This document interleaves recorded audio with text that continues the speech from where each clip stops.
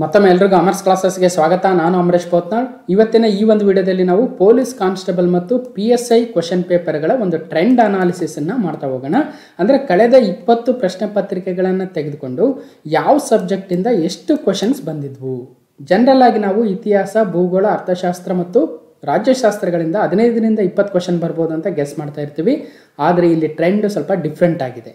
So ಹಾಗಾದರೆ ಆ trend different ಆಗಿದೆ ಅಂದರೆ ನಾವು ಯಾವ ಸಬ್ಜೆಕ್ಟಲ್ಲಿ ಹೆಚ್ಚು ಫೋಕಸ್ ಮಾಡಿಲ್ಲ, ಆ ಒಂದು ಸಬ್ಜೆಕ್ಟ್ ಮೇಲೆ ಫೋಕಸ್ ಮಾಡೋದಕ್ಕೀಗ ಒಂದು 50ರಿಂದ 60 ದಿನಗಳು ನಮಗೆ ಸಿಗುತ್ತೆ PSI ಎಕ್ಸಾಮ್ಗೆ. ಸೊ ಅಷ್ಟು ದಿನಗಳಲ್ಲಿ ನಮ್ಮ ಸ್ಟ್ರಾಟಜಿನ ಯಾವ ರೀತಿಯಾಗಿ ಮಾಡ್ಕೋಬೇಕು, ಸೊ ಅದೆಲ್ಲವನ್ನು ಇವತ್ತಿನ ಈ ಒಂದು ವಿಡಿಯೋದಲ್ಲಿ ನೋಡ್ತಾ ಹೋಗೋಣ. ಇದು PC, PSI, STA group C and ಅದರ್ಸ್ಗೆ ಮಾಡ್ತಕ್ಕಂಥ ಒಂದು ಕ್ಲಾಸ್ 2 ಆಗುತ್ತೆ. ಒಂದು ಪ್ಲೇಲಿಸ್ಟ್ನ ಕ್ರಿಯೇಟ್ ಮಾಡಿದ್ದೀವಿ. ಆ ಒಂದು ಸೀರೀಸ್ನ 2ನೇ ಕ್ಲಾಸ್ ಆಗುತ್ತೆ.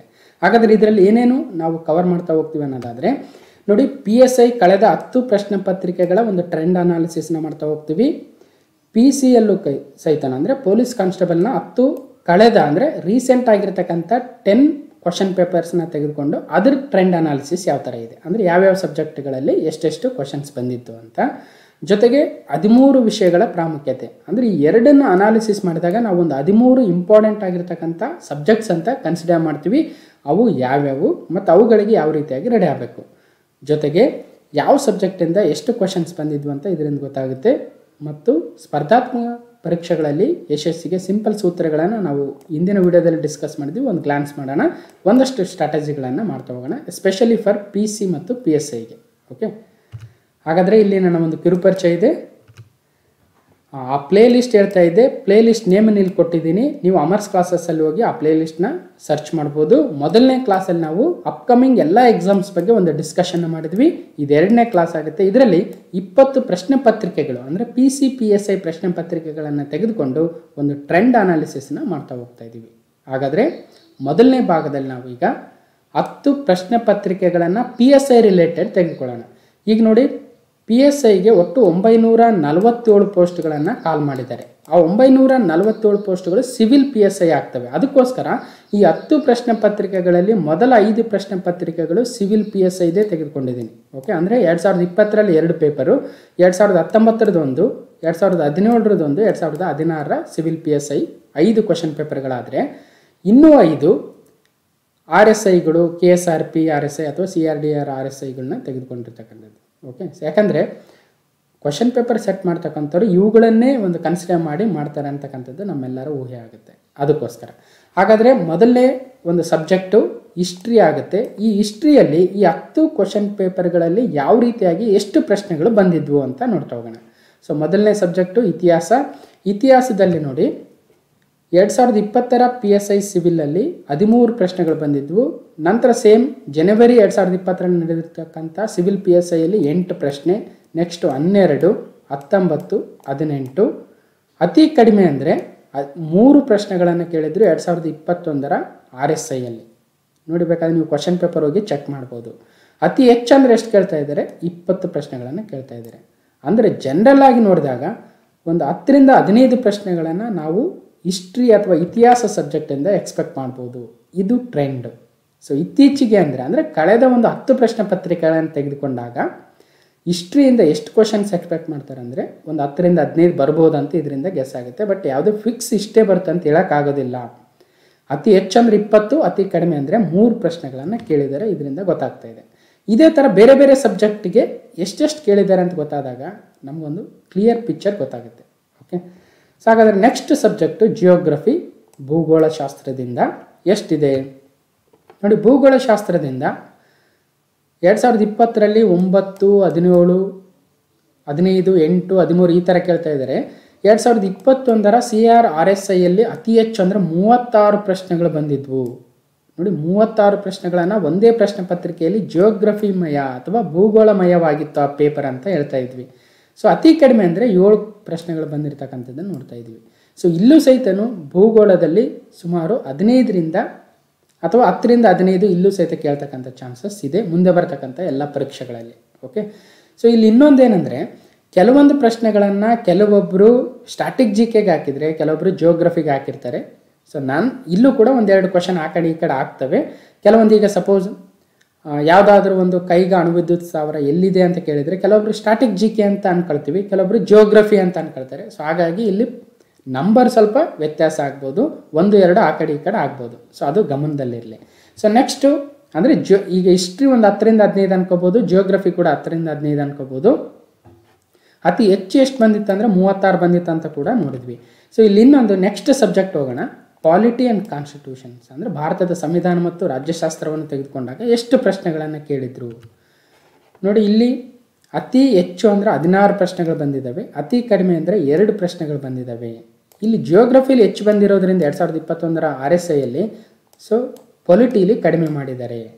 ಇನ್ನು ಜನರಲ್ ಆಗಿ ನೋಡಿದಾಗ 9, 11, 7 ಸೊ ಈ ಥರ 10, 13 ಸೊ ಈ ಥರ ಬಂದಿರೋದು ನೋಡಿದರೆ ಇಲ್ಲೂ ಸಹಿತ 10ರಿಂದ 15 ಪ್ರಶ್ನೆಗಳನ್ನು ಪಾಲಿಟಿಯಿಂದ ಎಕ್ಸ್ಪೆಕ್ಟ್ ಮಾಡ್ಬೋದು, ರಾಜ್ಯಶಾಸ್ತ್ರದಿಂದ ಅಥವಾ ಭಾರತದ ಸಂವಿಧಾನದಿಂದ. ಓಕೆ, ಇನ್ನೊಂದಿಲ್ಲಿ ನಮಗೆ ನೆಕ್ಸ್ಟ್ ಸಬ್ಜೆಕ್ಟ್ ಸ್ವಲ್ಪ ಚಕಿತ್ರನಾಗಿ ಮಾಡುತ್ತೆ. ಯಾಕಂದರೆ ಎಕನಾಮಿಕ್ಸಿಂದ ಅರ್ಥಶಾಸ್ತ್ರದಿಂದ PCPSIಯಲ್ಲಿ ಭಾಳ ಕ್ವಶನ್ಸ್ ಬರ್ತಾ ಇಲ್ಲ ಕಳೆದ ಕ್ವಶನ್ ಪೇಪರ್ಗಳನ್ನ ಅನಾಲಿಸಿಸ್ ಮಾಡಿದಾಗ. ಸೊ ಗಮನಿಸ್ಬೋದು ನೋಡಿ, ಅರ್ಥಶಾಸ್ತ್ರದಿಂದ ಎಕನಾಮಿಕ್ಸಿಂದ ಇಲ್ಲಿ 6 ಕ್ವಶನ್ನು, 2, 5, 2, 1 2021 RSIಯಲ್ಲಿ 1 ಬಂದಿಲ್ಲ. ಸೊ ಇಲ್ಲೂ ಸಹಿತ 1 ಬಂದಿಲ್ಲ ನೋಡಿ. ಸೊ ಭಾಳ ಕಡಿಮೆ ಪ್ರಶ್ನೆಗಳು ಬರ್ತಾ ಇದ್ದಾವೆ. ಇದರ ಅರ್ಥ ಬರದೇ ಇಲ್ಲ ಅಂತಲ್ಲ, ಬದಲಾಗಿ ಟ್ರೆಂಡ್ ಈ ಥರ ಇದೆ. ನೆಕ್ಸ್ಟ್ ಕ್ವಶನ್ ಪೇಪರ್ ತೆಗಿಯೋರು ಇದೇ ಥರ ತೆಗಿಬೋದು, ಅಥವಾ ಇದರಿಂದನೇ ಒಂದು 20 ಕ್ವಶನ್ ತೆಗಿಬಾರ್ದಂತ ಎಲ್ಲೂ ರೂಲ್ಸು ಕೂಡ ಇಲ್ಲ.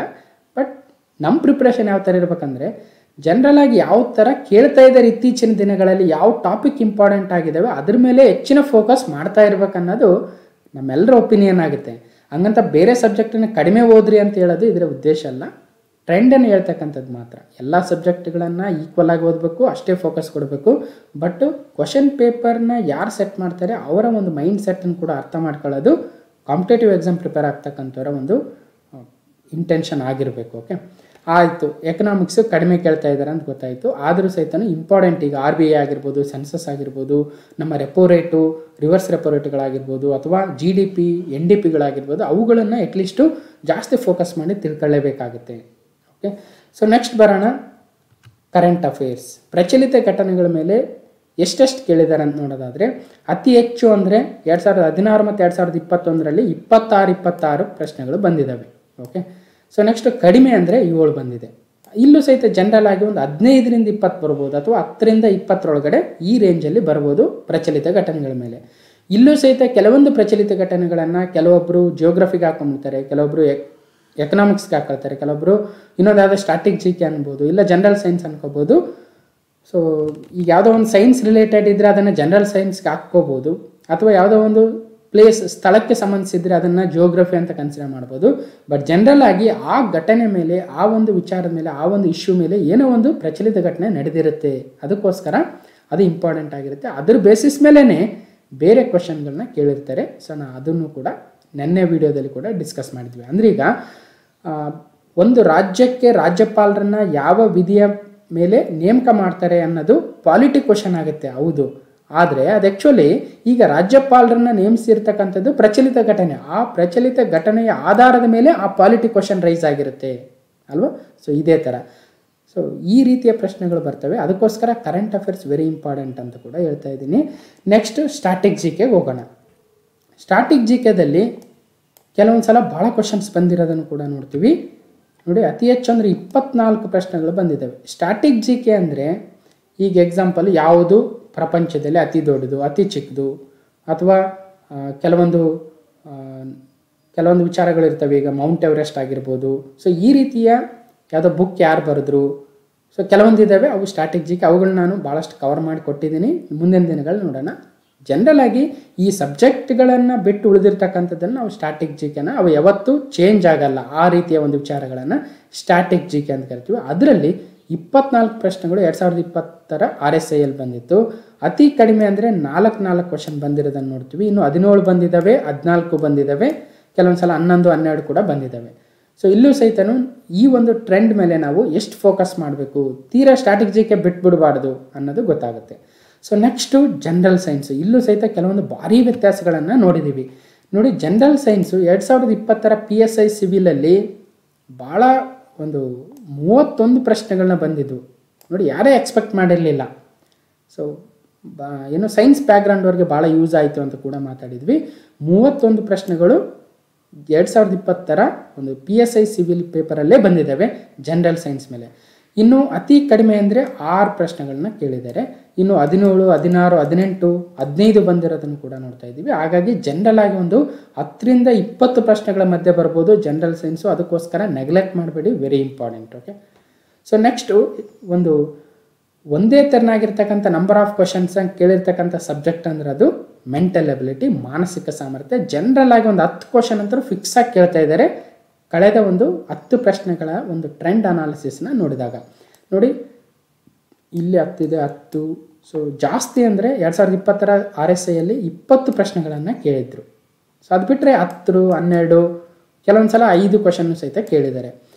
ಸೊ ನಾವು ಎಕ್ಸ್ಪೆಕ್ಟ್ ಮಾಡ್ಬೋದು ಒಂದು 10 ಮಿನಿಮಮ್ ಮೆಂಟಲ್ ಎಬಿಲಿಟಿ ಪ್ರಶ್ನೆಗಳು ಇರ್ತವೆ. ಯಾವ್ಯಾವ ಪ್ರಶ್ನೆಗಳಂತ ಮುಂದೆ ನೋಡೋಣ. ನಾವು ಈಗ ಸದ್ಯ ಎಷ್ಟು ಪ್ರಶ್ನೆಗಳು ಬಂದಿದ್ದಾವೆ ಅನ್ನೋದನ್ನು ಇವಾಗ ನೋಡೋಣ.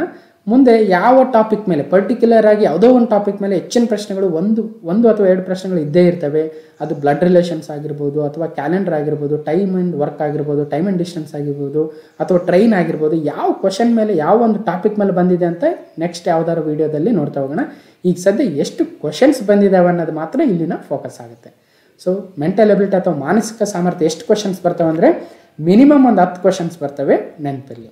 ಓಕೆ, ಹಾಗಾದರೆ ಯಾರು ಮಾನಸಿಕ ಸಾಮರ್ಥ್ಯವನ್ನು ಓದಿಲ್ವೋ ಈಗ 45ರಿಂದ 50 ದಿನ ಏನಿದಾವೋ ಒಂದು 10 ದಿವಸ ಆದರೂ ಮಾನಸಿಕ ಸಾಮರ್ಥ್ಯದ ಮೇಲೆ ಒಂದು ಫೋಕಸ್ ಮಾಡಿ ಅಂತ ಇದರಿಂದ ಗೊತ್ತಾಗುತ್ತೆ. ಒಂದು ಎಚ್ಚರಿಕೆಯ ಗಂಟೆ ಅಂತಲೂ ಕೂಡ ಹೇಳೋಕ್ಕೆ ಇಷ್ಟಪಡ್ತೀನಿ. ಸೊ ನೆಕ್ಸ್ಟ್ ಹೋಗೋಣ ಎನ್ವಿರಾನ್ಮೆಂಟನ್ನು ಅಥವಾ ಪರಿಸರದ ಮೇಲಿನ ಪ್ರಶ್ನೆಗಳನ್ನ ಭಾಳ ನೆಗ್ಲೆಕ್ಟ್ ಮಾಡ್ತೀವಿ.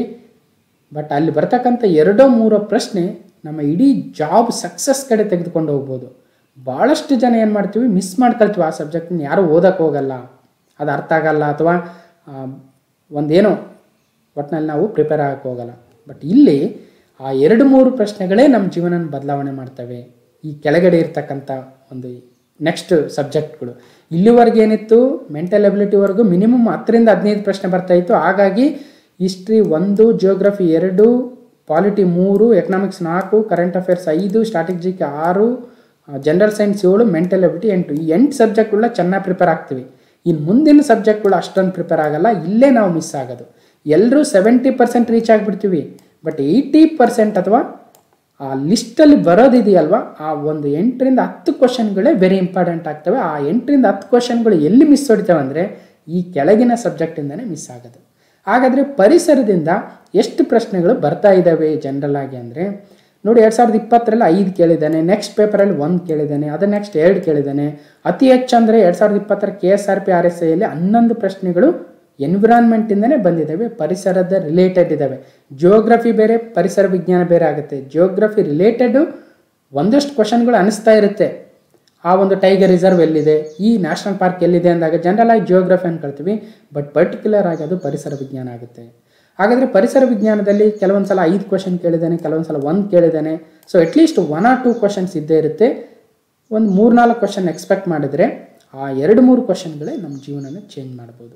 So next again neglected topic ಅಂದರೆ ಕಂಪ್ಯೂಟರ್ ವಿಜ್ಞಾನ ಅಥವಾ ಕಂಪ್ಯೂಟರ್ ಜ್ಞಾನ. ಕಂಪ್ಯೂಟರ್ ಜ್ಞಾನದ ಮೇಲೇನು 1ರಿಂದ 2 ಕ್ವಶನ್ಗಳು ಎಕ್ಸ್ಪೆಕ್ಟ್ ಮಾಡ್ಬೋದು. ಕೆಲವೊಂದು ಸಲ ಏನು 1 ಕ್ವಶನ್ನು ಕೇಳಿಲ್ಲ. ಬಟ್ RSI 2018ರಲ್ಲಿ 6 ಪ್ರಶ್ನೆಗಳು ಬಂದಿದ್ದಾವೆ, ಕೆಲವೊಂದು ಸಲ 3 ಬಂದಿದ್ದಾವೆ. ಇತ್ತೀಚಿನವು ಅಂದರೆ PSI ಸಿವಿಲಲ್ಲಿ 2020ರಲ್ಲಿ 1, 3, 2ಗಳನ್ನ ಕೇಳಿರ್ತಕ್ಕಂಥದ್ದನ್ನು ನೋಡ್ತೀವಿ ಕಂಪ್ಯೂಟರ್ ಜ್ಞಾನದ ಮೇಲೆ. ಅಗೇನ್ ಅಲ್ಲೂ ಸಹಿತ ಕೆಲವೊಂದು ಬೇಸಿಕ್ ಕಾನ್ಸೆಪ್ಟ್ಸ್ ಮೇಲೆ ಕೇಳ್ತಾ ಹೋಗ್ತಾರೆ. ಆ ಬೇಸಿಕ್ ಕಾನ್ಸೆಪ್ಟ್ಸ್ ಯಾವುವು ಅಂತಲೂ ಕೂಡ ಮುಂದಿನ ದಿನಗಳಲ್ಲಿ ಸಪ್ರೇಟ್ ವೀಡಿಯೋಗಳನ್ನು ಮಾಡಿ ಕೊಡ್ತೀನಿ.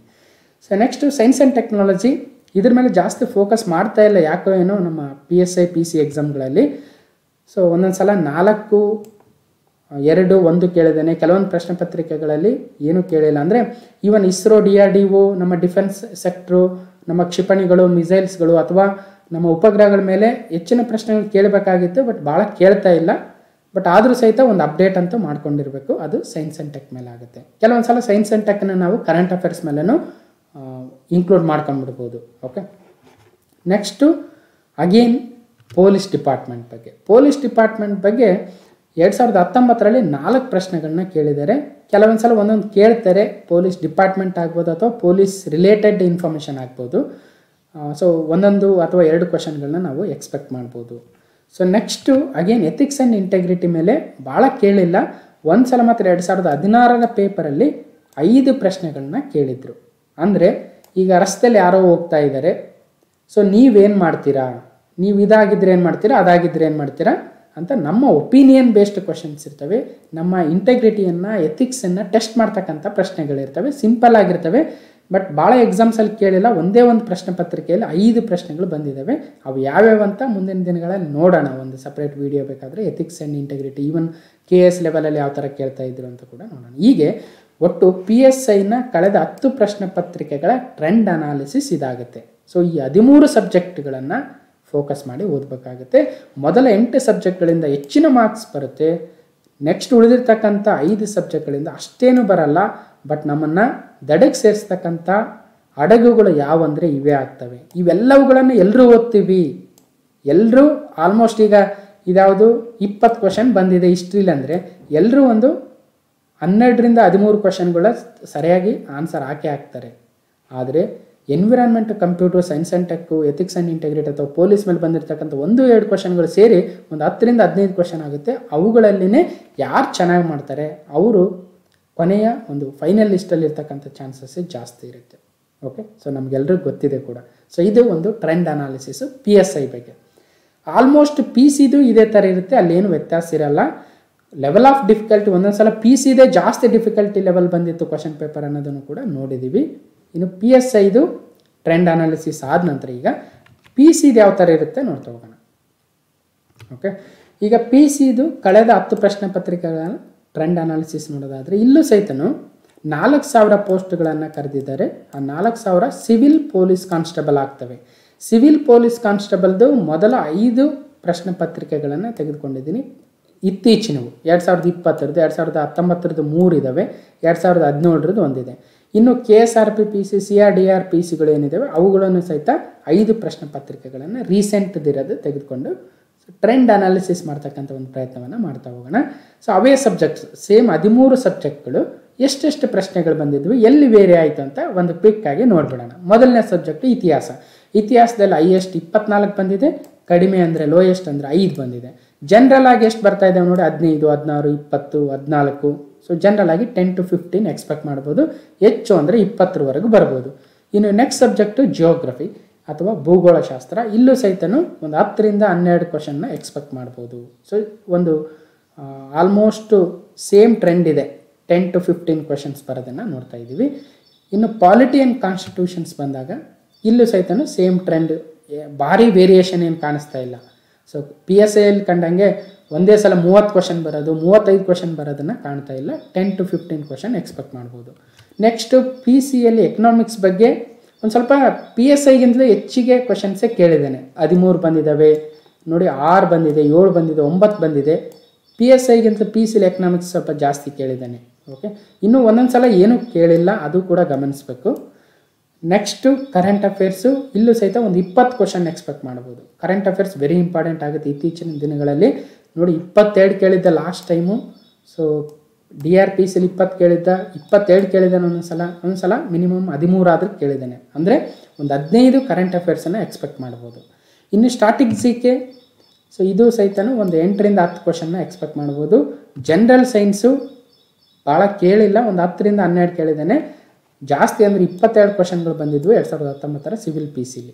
ಓಕೆ, ಇನ್ನು ಮೆಂಟಲ್ ಎಬಿಲಿಟಿ ಇದು ಕೂಡ ಒಂದು ವೇರಿಯೇಷನ್ ಆಗದೇನೆ ಒಂದು 10ರಿಂದ 8 ಕ್ವಶನ್ಗಳನ್ನ, ಒಂದೊಂದು ಸಲ 14 ಕ್ವಶನ್ ಕೇಳಿದ್ದಾನೆ ರೀಸೆಂಟಾಗಿ, ಒಂದೊಂದು ಸಲ 12 ಕೇಳಿದ್ದಾನೆ. ಸೊ ಹಾಗಾಗಿ ಒಂದು 10 ಕ್ವಶನ್ ಎಕ್ಸ್ಪೆಕ್ಟ್ ಮಾಡ್ಬೋದು ಮಾನಸಿಕ ಸಾಮರ್ಥ್ಯದಿಂದ. ಎನ್ವಿರಾನ್ಮೆಂಟ್ ಬಗ್ಗೆನೂ ಒಂದು 2-3 ಕ್ವಶನ್ ಎಕ್ಸ್ಪೆಕ್ಟ್ ಮಾಡ್ಬೋದು. ಕಂಪ್ಯೂಟರ್ ಬಗ್ಗೆನೂ ಒಂದು ಸಲ ಅಂದರೆ 2020ರ DRPCಲಿ 10 ಪ್ರಶ್ನೆಗಳು ಬಂದಿದ್ದಾವೆ, ಒಂದೊಂದು ಸಲ 5 ಬಂದಿದ್ದಾವೆ, 9 ಬಂದಿದ್ದಾವೆ 2019ರ ಸಿವಿಲ್ PCಲಿ. ಈಗ ಮುಂದೆ ಬರ್ತಕ್ಕಂಥ ಸಿವಿಲ್ PCಲಿ 8ರಿಂದ 10 ಕ್ವಶನ್ ಕೇಳಿದರೆ ಏನು ಮಾಡೋದು ಅಲ್ವಾ? ಸೊ ಅದಕ್ಕೋಸ್ಕರ ಯಾವುದೂ ನೆಗ್ಲೆಕ್ಟ್ ಮಾಡೋಕ್ಕಾಗಲ್ಲ. 10 ಕ್ವಶನ್ ಅಂದರೆ 10ರಲ್ಲಿ ಒಂದು 6-7 ಸರಿಯಾಗ್ಬಿಟ್ರೆ ಬೇರೆಯವ್ರಿಗಿಂತ ಎಷ್ಟು ಮಾರ್ಕ್ಸ್ ಮೇಲೆ ಹೋಗ್ಬಿಡುತ್ತೆ ಅಲ್ವಾ? ನೆಕ್ಸ್ಟು ಸೈನ್ಸ್ ಆ್ಯಂಡ್ ಟೆಕ್ಕು, ಇದು ಭಾಳ ಕೇಳ್ತಾ ಇಲ್ಲ, ಎಲ್ಲ 1-2 ಕ್ವಶನ್ ಕೇಳ್ತಾ ಇದ್ದಾರೆ. ಇನ್ನು ಪೊಲೀಸ್ ಡಿಪಾರ್ಟ್ಮೆಂಟ್ ಬಗ್ಗೆ PCಲೇ ಜಾಸ್ತಿ ಕೇಳ್ತಾ ಇದ್ದಾರೆ PSIಗಿಂತಲೂ. ನೋಡಿ 9 ಪ್ರಶ್ನೆಗಳು ಬಂದಿದ್ದಾವೆ 2019ರಲ್ಲಿ, ಈ ಕಡೆ 4 ಪ್ರಶ್ನೆಗಳು ಬಂದಿದ್ದಾವೆ. 1-2 ಕ್ವಶನ್ ಆದರೂ ಎಕ್ಸ್ಪೆಕ್ಟ್ ಮಾಡ್ಬೋದು. ಇನ್ನು ಎಥಿಕ್ಸ್ ಬಗ್ಗೆ ಎಲ್ಲೂ ಕೇಳೇ ಇಲ್ಲ PC ಎಕ್ಸಾಮಲ್ಲಿ, ಹಂಗಂತ ಇನ್ನು ಮುಂದೆ ಕೇಳಬಾರ್ದು ಅಂತೇನೂ ಇಲ್ಲ. ಸೊ ಅದಕ್ಕೋಸ್ಕರ ಎಥಿಕ್ಸ್ ಆ್ಯಂಡ್ ಇಂಟೆಗ್ರಿಟಿನ ಒಂದು ಸ್ವಲ್ಪ ನೋಡ್ಕೊಳ್ಳದೆ ಹೋದರೂ ಜನರಲ್ ಆಗಿ ಒಬ್ಬ ಸತ್ಯವಂತ ಅಧಿಕಾರಿ, ಒಬ್ಬ ಆಫೀಸರು, ಒಬ್ಬ ಸರ್ಕಾರಿ ನೌಕರ ಏನು ಮಾಡ್ಬೋದು ಅನ್ನೋದೇ ಇರುತ್ತೆ ಅಲ್ಲಿ, ಏನು ಭಾಳ ಕನ್ಫ್ಯೂಷನ್ ಏನು ಇರಲ್ಲ. ಸೊ ಇಷ್ಟು PC ಒಂದು ಪ್ರಶ್ನೆ ಪತ್ರಿಕೆಗಳ ಟ್ರೆಂಡ್ ಅನಾಲಿಸಿಸ್ ಆಗಿತ್ತು. ಸೊ ಇಲ್ಲೂ ಗೊತ್ತಾಗ್ತಾ ಇದೆ ಎಕನಾಮಿಕ್ಸ್ ಮೇಲೆ ಭಾಳ ಬರ್ತಾ ಇಲ್ಲ, ಸೈನ್ಸ್ ಆ್ಯಂಡ್ ಟೆಕ್ ಮೇಲೆ ಭಾಳ ಬರ್ತಾ ಇಲ್ಲ, but history, geography, polity, current affairs, general science, mental ability ಒಂದು ಯಾವುದೇ ವೇರಿಯೇಷನ್ ಇಲ್ಲದೆ ಜನರಲ್ ಆಗಿ ಎಷ್ಟು ಕೇಳಬೇಕು ಅಷ್ಟು ಕೇಳ್ತಾ ಇದ್ದಾರೆ. ಇನ್ನು ಈ ಅಲ್ಲಲ್ಲಿ ಇಂಪಾರ್ಟೆಂಟ್ ಆಗೋದು ಅಂದರೆ ಕಂಪ್ಯೂಟ್ರು ಮತ್ತು ಪೊಲೀಸ್ ಮೇಲೆ, ಡಿಪಾರ್ಟ್ಮೆಂಟ್ ಮೇಲೆ ಕೇಳ್ತಾ ಇದ್ದಾರೆ. ಎನ್ವಿರಾನ್ಮೆಂಟ್ ಮೇಲೆ 2-3 ಕ್ವಶನು ಪರಿಸರ ವಿಜ್ಞಾನದ ಮೇಲೆ ಬರ್ತಾ ಇದೆ. ಸೊ ಇದು ಟೋಟಲ್ ಟ್ರೆಂಡ್ ಅನಾಲಿಸಿಸ್ ಆಗಿತ್ತು. ಓಕೆ, ಸೊ ಇದರಿಂದ ಒಂದು ಐಡಿಯಾ ಬಂತು. ಉಳಿದಿರ್ತಕ್ಕಂಥ PC-ಗೆ ಇನ್ನಷ್ಟು ಜಾಸ್ತಿನೇ ದಿನ ಸಿಗುತ್ತೆ, ಯಾಕಂದರೆ PSI ಎಕ್ಸಾಮ್ ಆದಮೇಲೆ PC ನಡಿಬೋದು. ಸೊ ಹಾಗಾಗಿ ಯಾವ ಒಂದು ಸಬ್ಜೆಕ್ಟ್ ಮೇಲೆ ನೀವು ಜಾಸ್ತಿ ಕಾನ್ಸಂಟ್ರೇಟ್ ಮಾಡಿಲ್ವೋ ಆ ಸಬ್ಜೆಕ್ಟ್ ಮೇಲೆ ಓದೋದಕ್ಕೆ ಈಗ ಅವಕಾಶ ಸಿಗುತ್ತೆ, ಒಂದು ಐಡಿಯಾ ಬರ್ತಾ ಇದೆ. ಸೊ ಎಷ್ಟು ಓದಬೇಕಂತ, ಇನ್ನು ಯಾವ್ಯಾವ ಟಾಪಿಕ್ ಮೇಲೆ ಓದಬೇಕನ್ನೋದನ್ನು ನೆಕ್ಸ್ಟ್ ಮುಂದಿನ ವೀಡಿಯೋಗಳಲ್ಲಿ ನೋಡ್ತಾ ಹೋಗೋಣ. ಜಿಯೋಗ್ರಫಿ ಮೇಲೆ ಯಾವುದು ಇಂಪಾರ್ಟೆಂಟು, ಹಿಸ್ಟ್ರಿ ಮೇಲೆ ಯಾವ ಹಿಸ್ಟ್ರಿ ಮೇಲೆ ಕೇಳ್ತಾ ಇದ್ದಾರೆ, ಪಾಲಿಟಿ, ಕಾನ್ಸ್ಟಿಟ್ಯೂಷನಲ್ಲಿ ಯಾವ ಪರ್ಟಿಕ್ಯುಲರ್ ಟಾಪಿಕ್ ಮೇಲೆ ಕೇಳ್ತಾ ಇದ್ದಾರೆ, ಅಥವಾ ಕರೆಂಟ್ ಅಫೇರ್ಸ್ ಅಂತೂ ಮಂತ್ ವೈಸ್ ಗ್ಲಾನ್ಸ್ ಮಾಡಿಕೊಡ್ತಕ್ಕಂಥ ಪ್ರಯತ್ನ ಮಾಡ್ತೀನಿ. ಸ್ಟಾಟಿಕ್ GKಗಳನ್ನ ಮಾಡೋಣ. ಸೊ ಮುಂದೆ ಅವುಗಳನ್ನ ನೋಡ್ತಾ ಹೋಗೋಣ. ನೆಕ್ಸ್ಟ್ ಮುಂದೆ ಹೋಗೋಣ. ಈಗ ಇಲ್ಲಿ ಇಂಪಾರ್ಟೆಂಟ್ ಆಗ್ತಕ್ಕಂಥದ್ದು, ಈಗ ಫಸ್ಟ್ ಟೈಮ್ ಎಕ್ಸಾಮ್ ಬರೀತಕ್ಕಂಥವ್ರಿಗೆ ಸಕ್ಸಸ್ ಕಾಣೋದು ಹೇಗೆ, ಆದರೆ ಇಲ್ಲೇನಾಗ್ತಾ ಇದೆ, ಪ್ರಿಪೇರ್ ಆಗ್ತಾ ನಾವು ಫೈನಲ್ ಸಕ್ಸಸ್ ಕಾಣೋದ್ರಲ್ಲಿ ಎಡುತ್ತಾ ಇದ್ದೀವಿ. ನೋಡಿ, ಇಲ್ಲಿ ಪ್ರಶ್ನೆ ಬರೋದು ಫೈನಲ್ ಲಿಸ್ಟಲ್ಲಿ ನಮ್ಮ ಹೆಸರು ಇದೆಯಾ ಅಷ್ಟೇ, ಎಷ್ಟು ಮಾರ್ಕ್ಸಿಂದ ಮಿಸ್ ಆಯಿತು ಅನ್ನೋದು ಯಾರಿಗೂ ಬೇಕಿಲ್ಲ ಅಂತಕ್ಕಂಥದ್ದು ಅಲ್ವಾ. ನಿಜ, ಬೇಜಾರಾಗುತ್ತೆ, ಬಟ್ ಇದೇ ನಿಜವಾದದ್ದು ಅಲ್ವಾ, ಇದೇ ಸತ್ಯ. ಯಾಕಂದರೆ ಭಾಳಷ್ಟು ಜನ ಏನು ಮಾಡ್ತೀವಿ ನಾವು, ಅಯ್ಯೋ 2 ಮಾರ್ಕ್ಸಿಂದ ಮಿಸ್ ಆಯಿತು, 3 ಮಾರ್ಕ್ಸಿಂದ ಮಿಸ್ ಆಯಿತು ಅನ್ಕೊಳ್ತಾ ಇರ್ತೀವಿ. ಬಟ್ ಆ ಫೈನಲ್ ಸ್ಟೆಪ್ಪಲ್ಲಿ ರೀಚ್ ಆಗ್ತಾ ಇರಲ್ಲ. ಯಾಕಂದರೆ ಯಾವ ಸಬ್ಜೆಕ್ಟಿಂದ ಎಷ್ಟು ಬಂದಿದೆ ಅಂತ ನಮಗೆ ಟ್ರೆಂಡೇ ಗೊತ್ತಿರಲ್ಲ ಒಂದು. ಆಮೇಲೆ ಕೆಲವೊಂದು ನಾವು ಆಲ್ರೆಡಿ ಮಾತಾಡ್ತಾ ಇದ್ವಿ, ಈ computer, environment, science and tech ಬರೋದೇ 2-3 ಕ್ವಶನ್ನು, ಎಲ್ಲ ಸೇರಿಸಿದ್ರೆ ಒಂದು 10ರಿಂದ 15 ಕ್ವಶನ್ ಇರುತ್ತೆ. ಆ 10ರಿಂದ 15 ಕ್ವಶನ್ನ ಫೋಕಸ್ ಮಾಡೋದ್ರಲ್ಲಿ ನಾವು ಮಿಸ್ ಆಗ್ತೀವಿ. ಸೊ ಅಲ್ಲೇ 70% ಎಲ್ಲರೂ ತೆಗಿತೀವಿ, ಆದರೆ ಈ ಫೈನಲ್ ಸಕ್ಸಸ್ ಕಡೆ ರೀಚ್ ಆಗೋಕ್ಕಾಗಲ್ಲ. ನಾವೇನು ಮಾಡ್ತೀವಿ, ಜನರಲ್ ಆಗಿ ಈಗ ಕರ್ನಾಟಕದ ರಾಜ್ಯಪಾಲರು ಯಾರು ನೇಮಕಗೊಂಡಿದ್ದಾರೆ ಅಂದರೆ ತಾವರ್ಚಂದ್ ಗೆಹ್ಲೋಟ್ ಅವರು ಅಂತ ಓದ್ತೀವಿ. ಆದರೆ ಅದು ಎಲ್ಲರೂ ಓದಿರ್ತೀವಿ, ಬೇರೆಯವರು ಏನು ಓದಿಲ್ವೋ ಅದನ್ನು ಓದೋದ್ರ ಕಡೆ ನಮ್ಮ ಫೋಕಸ್ ಇರಲ್ಲ. ಎಲ್ಲರೂ ಓದಿರೋದು ಓದಿ ನಾವು 70%, ಅವರು 70%. ಈ 70%ಇಂದ 80% ಹೋಗೋದಿದೆಯಲ್ವಾ, ಈ ಮಿಡ್ಲಲ್ಲಿ ಗ್ಯಾಪನ್ನು ಫಿಲ್ ಮಾಡೋದು ವೆರಿ ಇಂಪಾರ್ಟೆಂಟ್.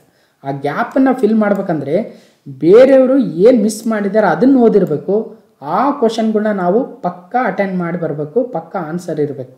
ಸೊ ಅವಾಗ ಮಾತ್ರ ಈ 70ಇಂದ 80ಗೆ ಜಂಪ್ ಮಾಡಿ ಫೈನಲ್ ಸಕ್ಸಸ್ ಕಾಣೋದಕ್ಕೆ ಸಾಧ್ಯ ಆಗುತ್ತೆ. ಅಲ್ಲಿ ಮಿಸ್ ಆಗ್ತಾ ಇದ್ದೀವಿ. ಎಲ್ಲರೂ ಹೋಗಿ ಆ 70%ಗೆ ರೀಚ್ ಆಗ್ತಾ ಇರೋದು, ಎಲ್ಲರೂ ಇಂಪಾರ್ಟೆಂಟ್ ಟಾಪಿಕ್ಸೇ ಓದ್ತಾ ಇದ್ದೀವಿ. ಎಲ್ಲರೂ ಅದೇ ಎಕನಾಮಿಕ್ಸು, ಅದೇ ಅರ್ಥಶಾಸ್ತ್ರ, ಅದೇ ಭೂಗೋಳ, ಅದೇ ಹಿಸ್ಟ್ರಿ ಓದ್ತಾ ಇದ್ದೀವಿ. ಬೇರೆಯವ್ರು ಓದದೇ ಇರೋದನ್ನು ಏನು ಓದ್ತೀವಿ ಅವನು ಸಕ್ಸಸ್ ಕಾಣ್ತಾನೆ. ಅಂದರೆ ಎಲ್ಲರೂ ಓದೋದನ್ನು ಅವರಷ್ಟೇ ಓದಿ ಅವ್ರೇನು ಓದಿಲ್ವೋ ಅದನ್ನು ಹೆಚ್ಚಿಗೆ ಫೋಕಸ್ ಮಾಡಿ ಓದೋನೇ ಗೆಲ್ತಾನೆ, ಅವನೇ ಈ ಸಕ್ಸಸ್ ಕಾಣೋದ್ರಲ್ಲಿ ಇರ್ತಾನೆ. ಸೊ ಅದನ್ನು ನಾವು ತಿಳ್ಕೊಬೇಕಂದ್ರೆ ಜಸ್ಟ್ ಬಾರ್ಡರ್ ಮಿಸ್ ಆಯಿತು ಅಂತ ಯಾರೂ ಕೇಳಕ್ಕೆ ಹೋಗಲ್ಲ, ನೀವು ಹೇಳಿದ್ರೆ ಸಹಿತ. ಹಾಗಾದರೆ ಎಲ್ಲರೂ ಬಾರ್ಡರ್ ರೀಚ್ ಆಗೋರೆ, ಆದರೆ ಇಲ್ಲಿ ಬೇಕಿರೋದು ಬಾರ್ಡರ್ ದಾಟುವವರು, ನನ್ನನ್ನು ಸೇರಿಸ್ಕೊಂಡು. ನಾನು ಎಷ್ಟೋ ಸಲ ಕಂಪ್ಲೇಂಟ್ ಮಾಡಿರ್ತೀವಿ, ಹಂಗಿರ್ಬೇಕಾಗಿತ್ತು, ಅಲ್ಲಿ ಮಿಸ್ ಆಯಿತು, ನಾನು ಇದ್ರ ಮೇಲೆ ಫೋಕಸ್ ಮಾಡಿರಲಿಲ್ಲ, ಅಯ್ಯೋ ಮೆಂಟಲ್ ಎಬಿಲಿಟಿ ಮೇಲೆ ನಾವು 10 ಅಂದ್ಕೊಂಡಿದ್ವಿ 20 ಬಂದುಬಿಟ್ವು, ಜಿಯೋಗ್ರಫಿಲಿ ಯಾರಾದರೂ 36 ಕೇಳ್ತಾರನ್ರಿ. ಸೊ ಈ ಥರ ಅಂದ್ಕೊಳ್ತಾ ಇರ್ತೀವಿ, ನಾವು ಕೂಡ ಅಂದಿದ್ದೀವಿ ಲಾಸ್ಟ್ FDA ಎಕ್ಸಾಮಲ್ಲೂ ಕೂಡ ಅಲ್ವಾ. ಸೊ ಆದರೆ ಅದನ್ನೆಲ್ಲ ಅನ್ಎಕ್ಸ್ಪೆಕ್ಟೆಡ್ನ ಎಕ್ಸ್ಪೆಕ್ಟ್ ಮಾಡಿ ರೆಡಿಯಾಗಿ ಯಾರು ಅಟ್ಲೀಸ್ಟ್ ಒಂದಷ್ಟು ಓದಿರ್ತಾರೋ ಅವರು ಸಕ್ಸಸ್ ಕಾಣ್ತಾರೆ. ಅದಕ್ಕೋಸ್ಕರ ಏನು ಮಾಡ್ಬೇಕಂದ್ರೆ think differently and work differently than others. ಬೇರೆಯವ್ರು ಏನು ಮಾಡ್ತಾ ಇದ್ದಾರೆ ಅದಕ್ಕಿಂತಲೂ ಡಿಫ್ರೆಂಟಾಗಿ ಮಾಡಿದಾಗ ಮಾತ್ರ ನಾವು ಸಕ್ಸಸ್ ಕಾಣೋದಕ್ಕೆ ಸಾಧ್ಯ. ಅಂದರೆ ಕೆಲವೊಂದು ಸಬ್ಜೆಕ್ಟ್ ಏನಿದ್ದಾವೆ ಆ ಸಬ್ಜೆಕ್ಟ್ಗಳನ್ನ ಫೋಕಸ್ ಮಾಡಿ ಓದಬೇಕು. ಎಲ್ಲರೂ history, geography, polity, economics, current affairs, statistic, general science ಎಲ್ಲರೂ ಓದ್ತೀವಿ, ಮೆಂಟಲ್ ಎಬಿಲಿಟಿ ಕೂಡ ಓದ್ತೀವಿ. ಆದರೆ mental ability, environment, computer, science and tech ಇದರಿಂದ ಬರ್ತಕ್ಕಂಥ ಒಂದು 10ರಿಂದ 15 ಕ್ವಶನ್ನ ಯಾರು ಚೆನ್ನಾಗಿ ಪಕ್ಕಾ ಆನ್ಸರ್ ಮಾಡ್ತೀವಿ ಅವರು ಸಕ್ಸಸ್ ಕಾಣ್ತೀವಿ. ಯಾಕಂದರೆ ಹಿಸ್ಟ್ರಿಲಿ ಎಲ್ಲರೂ ಆಲ್ಮೋಸ್ಟ್ ಕೇಳಿರ್ತಕ್ಕಂಥ ಕ್ವಶನ್ಗೆ ಒಂದು 2-3 ಬಿಟ್ಟರೆ ಎಲ್ಲರೂ ಆನ್ಸರ್ ಮಾಡಿರ್ತೀವಿ. ಜಿಯೋಗ್ರಫಿಲಿ ಎಲ್ಲರೂ ಆನ್ಸರ್ ಮಾಡಿರ್ತೀವಿ. ಬರೋದೆಲ್ಲಿ ಅಂದರೆ ಬೇರೆಯವರು ಎಲ್ಲಿ ಆನ್ಸರ್ ಮಾಡಲ್ಲ ಅಲ್ಲಿ ನಾವು ಆನ್ಸರ್ ಮಾಡಿದ್ದೀವ ಅನ್ನೋದೇ ಇಲ್ಲಿ ಪ್ರಶ್ನೆ. ಓಕೆ, ಆಮೇಲೆ ಇನ್ನೊಂದು ನೆನಪಿರಲಿ, ಎಲ್ಲರೂ ಎಲ್ಲ ಸಿಲೆಬಸ್ನ ಪಕ್ಕ ಓದೋ ಅವಶ್ಯಕತೆ ಇಲ್ಲ, ಓದೋಕ್ಕಾಗೋದೂ ಇಲ್ಲ. ಯಾಕಂದರೆ UPSC ಟಾಪರ್ ಫಸ್ಟ್ ರ್ಯಾಂಕ್ ಯಾರು ಬಂದಿರ್ತಾರೆ ಅವ್ರನ್ನ ಕೇಳಿ ಅಥವಾ ಅವ್ರ ಮಾರ್ಕ್ಸನ್ನು ನೋಡಿ ಅವ್ರದ್ದು ಮ್ಯಾಕ್ಸಿಮಮ್ ಬಂದಿರೋದೇ 55%. ಅಂದರೆ ಇಡೀ ದೇಶಕ್ಕೆ ನಂಬರ್ 1 ರ್ಯಾಂಕ್ ಬಂದವನು 100% ತಿಳ್ಕೊಳ್ಳೋಕ್ಕಾಗಿಲ್ಲ, 100% ಆನ್ಸರ್ ಮಾಡೋಕ್ಕಾಗಿಲ್ಲ ಅಂತಂದರೆ ಇದರ ಅರ್ಥ. ಈವನ್ ಪ್ರಿಲಿಮ್ಸ್ ಎಕ್ಸಾಮ್ ನೋಡಿದಾಗಲೂ ಸಹಿತ 60% ದಾಟೇ ಇರಲ್ಲ ಯಾರು, ಅಂದರೆ ಇನ್ನೂ 40% ನಾಲೆಜ್ ಅವ್ರಿಗಿಲ್ಲ ಅನ್ನಂಗೆ, ಆದರೂ ಟಾಪರ್ ಆಗಿದ್ದಾರೆ. ಸೊ ಅದಕ್ಕೋಸ್ಕರ ಎಲ್ಲರೂ ಕವರ್ ಮಾಡೋಕ್ಕಾಗೋದು ಇಲ್ಲ, ಸಾಧ್ಯನೂ ಇಲ್ಲ, ಅವಶ್ಯಕತೆಯೂ ಇಲ್ಲ. ಎಷ್ಟು ಬೇಕಷ್ಟು ಓದಿ ಎಕ್ಸಾಮಲ್ಲಿ ಏನು ಬರ್ತಾಯಿದೆ ಅದ್ರ ಮೇಲೆ ಫೋಕಸ್ ಮಾಡಿದ್ರೆ ಸಾಕು, ಸಕ್ಸಸ್ ಕಾಣ್ಬೋದು. ಸೊ ಇಲ್ಲಿದ್ದೀವಿ ನಾವು, ಇಲ್ಲಿಗೆ ಹೋಗ್ಬೇಕಂದ್ರೆ ಸೊ ಈ ಹಂತಗಳನ್ನ ದಾಟಲೇಬೇಕು. ದಾಟುವ ಒಂದು ಬರದಲ್ಲಿ ಫೈನಲ್ ರೀಚ್ ಆಗೋದು ಇಂಪಾರ್ಟೆಂಟು. ಇಲ್ಲಿ ಬಂದು ನಿಂತರೂ ನಮಗೆ ಕಪ್ ಸಿಗಲ್ಲ. ಕಪ್ ಸಿಗಬೇಕಂದ್ರೆ ಈ ಫೈನಲ್ ಸ್ಟೆಪ್ನ ದಾಟಲೇಬೇಕು. ಆ ಫೈನಲ್ ಸ್ಟೆಪ್ನ ದಾಟಬೇಕಂದ್ರೆ ಆ ಕೊನೆ ಹಂತ ಇದೆಯಲ್ವಾ, ಈ ಹಂತ ವೆರಿ ಡಿಫಿಕಲ್ಟ್. ಯಾಕಂದರೆ ಇಲ್ಲಿಂದ ಬರೋದ್ರೊಳಗೆ ಸುಸ್ತಾಗಿರುತ್ತೆ. ಈ ಫೈನಲ್ ಹಂತ ದಾಟಬೇಕಾದ್ರೆ ಯಾರು ಆ ಎನರ್ಜಿನ ಉಳಿಸ್ಕೊಂಡಿರ್ತೀವಿ ಅವ್ರು ಮಾತ್ರ ದಾಟೋಕ್ಕಾಗತ್ತೆ. ಆ ಎನರ್ಜಿನ ಉಳಿಸ್ಕೊಳ್ಳೋದಂದರೆ 70 ಮಾರ್ಕ್ಸ್ ಎಲ್ಲರೂ ತೆಗಿತೀವಿ, ಆ 80ಕ್ಕೆ ರೀಚ್ ಆಗೋದಿದೆಯಲ್ಲ ಅದು ವೆರಿ ಡಿಫಿಕಲ್ಟ್. ಅದಕ್ಕೆ ರೀಚ್ ಆಗಬೇಕಂದ್ರೆ ಭಾಳ ಒಂದು ವಿಚಾರಗಳನ್ನ ತಿಳ್ಕೊಬೇಕಾಗುತ್ತೆ. ಬರೀ ಕರ್ನಾಟಕದ ರಾಜ್ಯಪಾಲರು ಯಾರು ಅಂತ ತಿಳ್ಕೊಂಡ್ರೆ ಸಾಧ್ಯ ಆಗಲ್ಲ. ಅವೆಲ್ಲ ಎಲ್ಲರೂ ತಿಳ್ಕೊಳ್ತಾರೆ. ಇತ್ತೀಚೆಗೆ ವಿಂಬಲ್ಡನಲ್ಲಿ ಯಾರು ಗೆದ್ದರು, ಅಥವಾ ಯೂರೋ ಕಪ್ ಯಾರು ಗೆದ್ದರು, ಅಥವಾ ಇನ್ನೊಂದು ಯಾವುದೋ ಜನರಲ್ ಆಗಿ ನಡೀತಾ ಇರತಕ್ಕಂಥ ಟಾಪಿಕ್ಗಳನ್ನ ಎಲ್ಲರೂ ತಿಳ್ಕೊಂಡಿರ್ತಾರೆ. ಒಂದಷ್ಟು ಇಂಪಾರ್ಟೆಂಟ್ ಇರ್ತವೆ, ಕೆಲವೊಂದು ಸೂಕ್ಷ್ಮ ವಿಚಾರಗಳಿರ್ತವೆ, ಕೆಲವೊಂದು ಅನ್ಇಂಪಾರ್ಟೆಂಟ್ ಅಂತ ಅನಿಸ್ತಾ ಇರ್ತವೆ. ಆ ಕರೆಂಟ್ ಇವೆಂಟ್ಸ್ನ ತಿಳ್ಕೊಬೇಕು, ಆ ಒಂದು ಪಾರ್ಟ್ ಆಫ್ ದ ಹಿಸ್ಟ್ರಿ ತಿಳ್ಕೊಬೇಕು, ಆ ಒಂದು ಪಾರ್ಟ್ ಆಫ್ ದ ಜಿಯೋಗ್ರಫಿ ತಿಳ್ಕೊಂಡಿರ್ಬೇಕು, ಆ ಒಂದು ಆರ್ಟಿಕಲ್ನ ತಿಳ್ಕೊಬೇಕು. ಜನರಲ್ ಆಗಿರೋವು ಎಲ್ಲರೂ ತಿಳ್ಕೊಳ್ತಾರೆ, ವಿಶೇಷವಾಗಿರೋವನ್ನ ತಿಳ್ಕೊಬೇಕು. ಯಾವ ಬರಬೇಕಂದ್ರೆ ಏನು ಮಾಡಬೇಕು, ಬೇರೆ ಬೇರೆ ಕ್ವಶನ್ ಪೇಪರ್ನ ಸಾಲ್ವ್ ಮಾಡಬೇಕು. ಎಲ್ಲೋ ಕೇಳಿರ್ತಾರೆ, IAS ಅಲ್ಲಿ ಕೇಳಿರ್ತಾರೆ, ಅಥವಾ ಇನ್ನೊಂದು ಯಾವುದು SSC ಕೇಳಿರ್ತಾರೆ, ಇನ್ನೊಂದು ಯಾವುದು FDAದಲ್ಲಿ ಕೇಳಿರ್ತಾರೆ. ನಾವು PSIಗೆ ಓದ್ತಾ ಇರ್ತೀವಿ. PSIದವ್ರು FDA ಕ್ವಶನ್ ಪೇಪರ್ ರೆಫರ್ ಮಾಡಿ. ಸೊ ಅವಾಗ ಸಕ್ಸಸ್ ಕಾಣೋದಕ್ಕೆ ಸಾಧ್ಯ. ಇನ್ನೊಂದು, ಭಾಳ ಜನ ಏನು ಮಾಡ್ತೀವಿ, ಒಂದು ಸಕ್ಸಸ್ ಕಾಣ್ತೀವಿ, ಇಲ್ಲಾಂದರೆ ಫೇಲ್ಯೂರ್ ಆಗಿರ್ತೀವಿ ಅನ್ಕೊಳ್ತೀವಿ. ಫೇಲ್ ಆಗೋದಕ್ಕೆ ಅಥವಾ ಸಕ್ಸಸ್ ಕಾಣೋದಕ್ಕೆ ಒಂದು ಸಲ ಫೇಲ್ ಆದರೆ ಸಾಕಾಗಲ್ಲ. ಆ ಫೇಲ್ಗಳನ್ನೇ ಮತ್ತೆ ನಾವು ಮಜಲುಗಳಂತ ಏನು ಕರಿತೀವಿ, ಸ್ಟೆಪ್ಸ್ಗಳನ್ನ ಮಾಡಿಕೊಂಡು ಸಕ್ಸಸ್ ಕಡೆ ಹೋಗ್ಬೇಕಂತ ಎಲ್ಲರೂ ಹೇಳ್ತೀವಿ. ಬಟ್ ಇದು ವೆರಿ ಡಿಫಿಕಲ್ಟು ಕೂಡ, ಸಾಧ್ಯನೂ ಕೂಡ. ಯಾರು ಒಂದೇ ಸಲಕ್ಕೆ ಸಕ್ಸಸ್ ಕಾಣೋಕ್ಕೆ ಸಾಧ್ಯ ಇಲ್ಲ ಅಲ್ವಾ. ಸೊ ಎಲ್ಲರೂ ಫೇಲ್ಯೂರ್ ಆಗಿ ಸಕ್ಸಸ್ ಆಗೋದು. ಆ ಸೋಲೋದನ್ನೇ ಫಸ್ಟ್ ಕಲಿಬೇಕು. ಸೋಲೋದನ್ನು ಕಲಿತವನು ಮಾತ್ರ ಗೆಲ್ಲಕ್ಕೆ ಸಾಧ್ಯ. ಬರೀ ಗೆಲುವಿನ ರುಚಿ ನೋಡಬಾರ್ದು, ಸೋತು ಅದರ ಅನುಭವ ಪಡ್ಕೋಬೇಕು, ಸೋಲೋದನ್ನು ಕಲಿಬೇಕು. ಆ ಸೋಲಿನಿಂದನೇ ನೆಕ್ಸ್ಟ್ ಗೆಲುವಿನ ಕಡೆ ಹೋಗಬೇಕು. ಕೇವಲ ಗೆಲುವನ್ನೇ ಅನುಭವಿಸಿದ್ರೆ ಭಾರಿ ಡೇಂಜರು. ಸಣ್ಣ ಸೋಲಿಗೂ ಭಾಳ ಪಶ್ಚಾತ್ತಾಪ ಆಗುತ್ತೆ, ಭಾಳ ಅದನ್ನು ಜೀರ್ಣಿಸ್ಕೊಳ್ಳೋಕ್ಕಾಗಲ್ಲ. ಸೊ ಅದಕ್ಕೋಸ್ಕರ ಈ ವರ್ಷ ಸಕ್ಸಸ್ ಕಾಣದೆ ಹೋದರೆ ಅಟ್ಲೀಸ್ಟ್ ಮುಂದೆ ಇನ್ನು ಕರಿತಾನೆ. ಏನು ಕಾಂಪಿಟೇಟಿವ್ ಎಕ್ಸಾಮ್ಸ್ ಇವತ್ತೇ ಮುಗಿದೋಗಲ್ಲ, ಇನ್ನು 2022 ಇದೆ, 23 ಇದೆ, ಇನ್ನೂ ಪ್ರಿಪೇರ್ ಆಗೋಕ್ಕೆ ಸಾಕಷ್ಟು ಟೈಮ್ ಇದೆ. ಸೊ ಚೆನ್ನಾಗಿ ಪ್ರಿಪೇರ್ ಆಗ್ತಾಯಿದ್ರೆ ಡೆಫಿನೆಟ್ಲಿ ಸಕ್ಸಸ್ ಕಡೆ ಕಾಣ್ತೀವಿ ಅಂತ ಹೇಳ್ತಾ, ಮುಂದೆ ಸ್ಪರ್ಧಾತ್ಮಕ ಪರೀಕ್ಷೆಗಳಲ್ಲಿ SSCಗೆ ಒಂದು ಸಿಂಪಲ್ ಸೂತ್ರಗಳನ್ನು ನಾವು ಕಳೆದ ವಿಡಿಯೋದಲ್ಲಿ ಡಿಸ್ಕಸ್ ಮಾಡಿದ್ವಿ. ಮತ್ತೆ ಅದನ್ನು ನಾನು ಡಿಸ್ಕಸ್ ಮಾಡೋಕ್ಕೆ ಹೋಗಲ್ಲ. ಒಂದು 10 ಪಾಯಿಂಟ್ ಫಾರ್ಮುಲಾವನ್ನು ಇಲ್ಲಿ ಕೊಟ್ಟಿದ್ದೀನಿ, ನೋಡ್ಬೋದು. ಪಾಸಿಟಿವ್ ಆಗಿರಿ, ಕಾನ್ಫಿಡೆಂಟ್ ಆಗಿರಿ, ಸಿಲೆಬಸ್ಸನ್ನು ಪಠ್ಯಕ್ರಮವನ್ನು ಚೆನ್ನಾಗಿ ಅರ್ಥ ಮಾಡ್ಕೊಳ್ಳಿ, ಒಂದು ಡೈಲಿ ಶೆಡ್ಯೂಲ್ ಮಾಡ್ಕೊಳ್ಳಿ, ಸ್ಟ್ಯಾಂಡರ್ಡ್ ಸ್ಟಡಿ ಮಟೀರಿಯಲ್ನ ರೆಫರ್ ಮಾಡಿ, ಮತ್ತು ಟಾರ್ಗೆಟ್ಗಳನ್ನ ಹಾಕ್ಕೊಂಡು ಅವುಗಳನ್ನ ಅಚೀವ್ ಮಾಡಿ. ಪ್ರಾಪರಾಗಿ ನೋಟ್ಸ್ ಮಾಡಿ, ಸಾಕಷ್ಟು ಟೈಮ್ ಇದ್ರೆ ಅಂದರೆ 2-3 ವರ್ಷ ಪ್ರಿಪೇರ್ ಆಗೋ ಚಾನ್ಸಸ್ ಇದ್ದರೆ ನೋಟ್ಸ್ ಮಾಡ್ಕೊಳ್ಳಿ. ಓಲ್ಡ್ ಕ್ವಶನ್ ಪೇಪರ್ನ ಸಾಲ್ವ್ ಮಾಡಿ, ನಿಮ್ಮ ನಾಲೆಜ್ನ ಅವಾಗವಾಗ ಟೆಸ್ಟ್ ಮಾಡ್ತಾಯಿರಿ. ಪ್ರಾಪರ್ ರೆಸ್ಟ್ ತೊಗೊಳ್ಳಿ, ಸ್ಲೀಪ್ ಅಂದರೆ ನಿದ್ರೆ ಮಾಡಿ, ಮತ್ತು ರಿವೈಸ್ ಮಾಡ್ತಾ ಹೋಗಿ. ಓಕೆ, ಫೈನಲಿ ಅಮರ್ ಸ್ಟ್ರಾಟಜೀಸ್ ಅಂತ ಕೂಡ ಡಿಸ್ಕಸ್ ಮಾಡಿದ್ವಿ. ಏನಿಲ್ಲ, ಪ್ರಚಲಿತ ಘಟನೆಗಳನ್ನು ಜಾಸ್ತಿ ಕೇಳ್ತಾ ಇದ್ದಾರೆ, ಫೋಕಸ್ ಮಾಡಿ. ಇನ್ನು ಓಲ್ಡ್ ಕ್ವಶನ್ ಪೇಪರ್ನ ಸಾಲ್ವ್ ಮಾಡಿ, ಜೊತೆಗೆ ಇಂಡನ್ನು ಅನುಸರಿಸಿ ಬೇರೆ ಥಿಂಕ್ ಮಾಡಿ ಅಂತ. ಅಂದರೆ ಈಗ ಏನು ನಡೀತಾ ಇದೆ ಟ್ರೆಂಡ್ ನೋಡಿ, ಯಾವುದಾದ್ರಿಂದ ಎಷ್ಟೆಷ್ಟು ಕ್ವಶನ್ಸ್ ಬಂತಂತ ಥಿಂಕ್ ಮಾಡಿ. ಜೊತೆಗೆ 2-3 ಕ್ವಶನ್ಸ್ ಏನು ಬರ್ತಾ ಇದ್ದಾವೆ ಸ್ಮಾಲ್ ಸಬ್ಜೆಕ್ಟು, ಅದನ್ನು ಸ್ವಲ್ಪ ನೋಡ್ಕೊಳ್ಳಿ. ನೆಕ್ಸ್ಟು ಅವೇ ಯಾವ ಸಬ್ಜೆಕ್ಟ್ ಅನ್ನೋದಾದರೆ ವಿಜ್ಞಾನ ಮತ್ತು ತಂತ್ರಜ್ಞಾನ, ಸಾಮಾನ್ಯ ವಿಜ್ಞಾನ, ಮಾನಸಿಕ ಸಾಮರ್ಥ್ಯ, ಪರಿಸರ ವಿಜ್ಞಾನ ಮತ್ತು ಕಂಪ್ಯೂಟರ್ ವಿಜ್ಞಾನ. ಇದರಿಂದ ಸೇರಿ ಒಂದು 20 ಕ್ವಶನ್ ಬರ್ಬೋದು. ಆ 20 ಕ್ವಶನೇ ವೆರಿ ಇಂಪಾರ್ಟೆಂಟ್ ಆಗುತ್ತೆ ಸಕ್ಸಸ್ ಕಡೆ. ಫೈನಲ್ ಇಷ್ಟೆಲ್ಲ ಪ್ರಯತ್ನ ಮಾಡಿದ್ರೂ ಸಕ್ಸಸ್ ಕಾಣದೆ ಹೋದ್ರೆ ಏನಿದೆ ಅಲ್ವಾ, ಏನೂ ಆಗಲ್ಲ. ಏನು ಪ್ರಪಂಚ ಏನು ಮುಳುಗೋಗಲ್ಲ. ಬೇಕಾದಷ್ಟು ಆಪ್ಷನ್ಸ್ ಇದ್ದಾವೆ, ಬದುಕೋದಕ್ಕೆ ಹಲವಾರು ದಾರಿ ಇದ್ದಾವೆ, ಹಲವಾರು ಕೆಲಸಗಳಿದ್ದಾವೆ. ಯಾವುದಾದ್ರೂ ಕೆಲಸ ಮಾಡ್ಬೋದು. ಏನು ಗೌರ್ಮೆಂಟ್ ಜಾಬೇ ಸಿಗ್ಬೇಕಂತ ಏನಿಲ್ಲ ಅಲ್ವಾ. ಸೊ ಭಾಳಷ್ಟು ಒಂದು ದಾರಿಗಳಿದ್ದಾವೆ ಅಂತ ಹೇಳ್ತಾ, ನಾವು ಸಕ್ಸಸ್ ಕಾಣಬೇಕಾದ್ರೆ ಒಂದು ಟಿಪ್ ನೆನಪಿರಲಿ, ನಮ್ಮ ಕಾಂಪಿಟೇಟರ್ಸ್ನ ನಾವು ಬೀಟ್ ಮಾಡಬೇಕು. ಅವಾಗ ಮಾತ್ರ ನಾವು ಆ ಲಿಸ್ಟಲ್ಲಿ ಬರೋಕ್ಕೆ ಸಾಧ್ಯ. ಅಂದರೆ ನಮ್ಮ ಫ್ರೆಂಡ್ಗಳಿಗಿಂತಲೂ ನಾವು ಜಾಸ್ತಿ ಮಾರ್ಕ್ಸ್ ತೆಗಿಬೇಕು ಅಲ್ವಾ. ಸೊ ಅದಕ್ಕೋಸ್ಕರ ಆ ಫ್ರೆಂಡ್ಸ್ ಯಾವ ಏರಿಯಾಸ್ ಮೇಲೆ ಫೋಕಸ್ ಮಾಡ್ತಾ ಇದ್ದಾರೆ ಅಥವಾ ಅವ್ರು ಯಾವುದರಲ್ಲಿ ಲ್ಯಾಗ್ ಇದ್ದಾರೆ ಅದರಲ್ಲಿ ನಾವು ಸ್ಟ್ರಾಂಗ್ ಆಗಬೇಕು. ಅಷ್ಟೇ ಫೈನಲ್ ಟಿಪ್ ಆಗುತ್ತೆ. ಸೊ ಇಷ್ಟು ಇವತ್ತಿನ ಒಂದು ಡಿಸ್ಕಷನ್ ಆಗಿತ್ತು.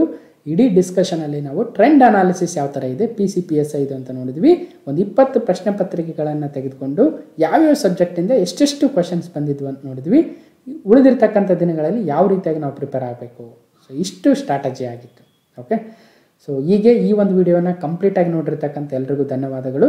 ಮತ್ತೆ ಮುಂದಿನ ವಿಡಿಯೋಗಳಲ್ಲಿ ಸಿಗ್ತೀನಿ ಅಂತ ಹೇಳ್ತಾ ಥ್ಯಾಂಕ್ ಯು.